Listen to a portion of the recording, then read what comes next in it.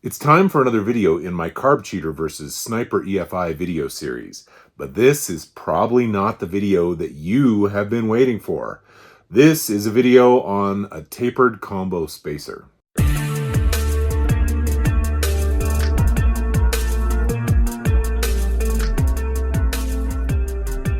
Greetings, fellow DIYer, and welcome to my video. Lots of people are anxious to get the results of this Carb Cheater versus Sniper EFI shootout that I am doing. And they keep wondering, when am I going to be done with this project? And the reality of it is, it's going to be months. The Carb Cheater is currently installed on the car, but there's not a lot of opportunity for me to drive the car. I live in the frozen north, and let's face it, it's the beginning of March. So it's not classic car driving weather in the north just yet.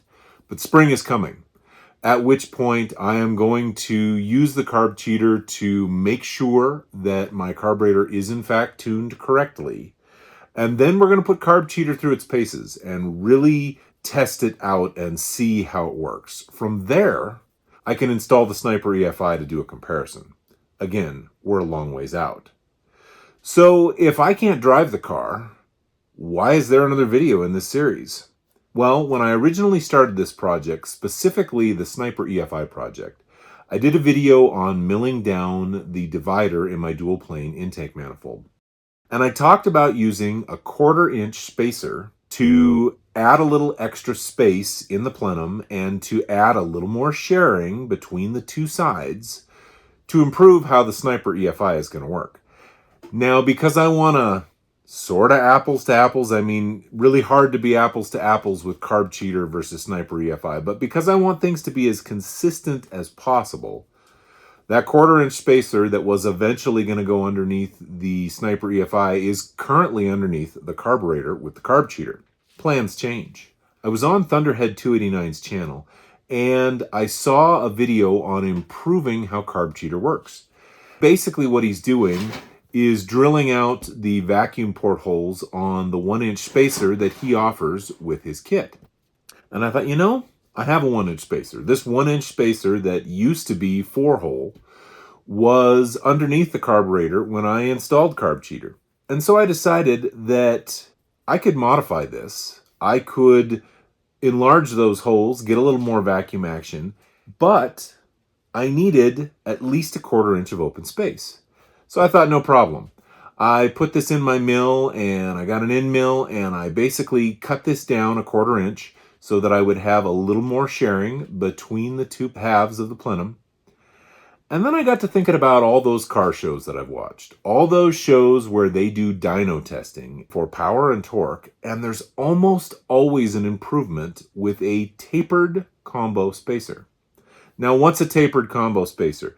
Well, basically, this is my homespun version of just that. It's a 4-hole spacer, so it mates up with the carburetor in the 4 holes. But then it tapers and contours down to a point in the middle and down to an edge on the 4 runners there and becomes an open spacer.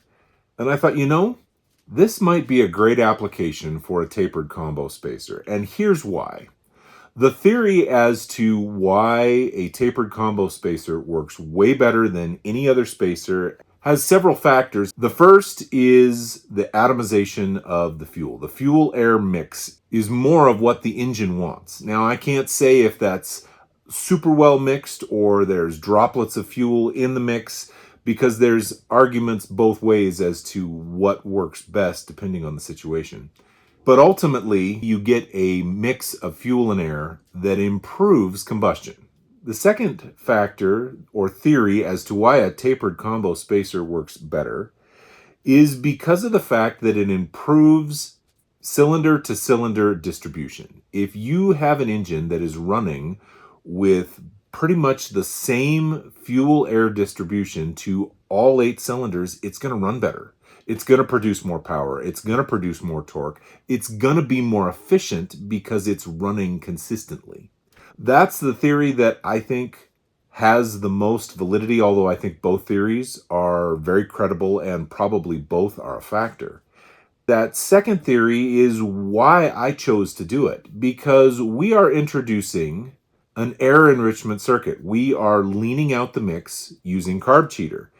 And I thought, as well as that is going to work, I know it's going to work because lots of people are running them and are very satisfied with them. There is the potential to have one cylinder slightly leaner than the other. And I thought, a tapered combo spacer might be just the ticket. Now, we're not talking that, with the holes being here, that the front 4 cylinders or back 4 cylinders, depending on which half of the engine you put this vacuum port. I'm not saying that the cylinders getting fed closest to this are going to be super lean and the other ones are going to be super rich. That's not it at all. This is not a massive air enrichment, so it's not like it's going to throw things way off. But I figured anything I could do to improve the balance was only going to make it work better. So that's what we have here. My own homespun tapered combo spacer. After I had milled the area out, I actually went in with a die grinder, and that's when I contoured everything and shaped everything. Now, it's not perfect. It's not going to be an amazing tapered combo like you'd get that has been CNC machined or manufactured commercially, but it is going to, I think, do the job. And it gives me this nice vacuum port to attach my Carb Cheater to. I'm going to take this out and put it on the manifold that the Carb Cheater and carburetor are currently attached to. And we're going to take some pictures of this spacer on the manifold without the carburetor. And the reason for that is I want you to see the way my modified open plenum is going to look. Obviously, I'll be shooting through the holes down into the opening, but we still should be able to get a pretty good idea of how everything's going to look and of what kind of an opening we're going to have. The results, because of the way I've designed everything and modified everything, should be pretty solid. As you can see, I've got quite a bit of open plenum there for this project. It's a little over an inch of depth where everything is open and sharing between the two halves of my dual plane intake manifold, especially with the 1/4 inch added from my taper combo spacer. I can't see any reason why this would not significantly improve things. Sorry this wasn't the video that you hoped it would be, but this was an easy project and something that most of you can do at home. So if this ends up working as well as I think it will, you may want to give this a try.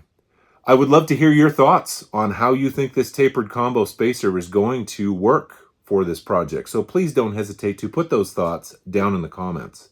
If you have any questions, don't hesitate to put those down in the comments.